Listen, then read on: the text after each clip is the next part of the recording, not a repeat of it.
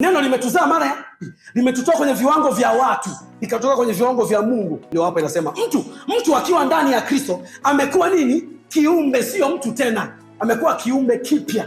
Kwa sababu gani? Amezaliwa kwa lile neno la uzima, kwa sababu neno ni teknolojia ya Mungu. Yohana sura ya 1 Biblia inasema hapo mwanzo kulikuwa naye neno, naye neno lilikuwa kwa Mungu, neno lilikuwa nani? Mungu. Pasipo yeye akikufanyika chochote.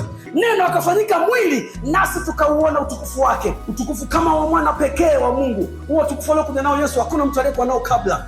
Biblia inasema hivi, watu waliomwamini yule neno wakapewa power ya kuingia kwenye technology kama aliyekuja nayo yule mwamba. Unajua sifa za Yesu zinatulimind na sisi ni wakina nani? Ninapomsifia Yesu kwamba Yesu anasamehe, Yesu anaponya, maana yake na mimi najiambia na mimi nasamehe, na mimi naponya. Ndio maana ukapewa tunda la Roho mpendwa. Tunda la Roho ni teknolojia ya mbinguni hapa duniani. Sababu utatembeaje kwenye furaha siku zote? Biblia inasema furahini siku.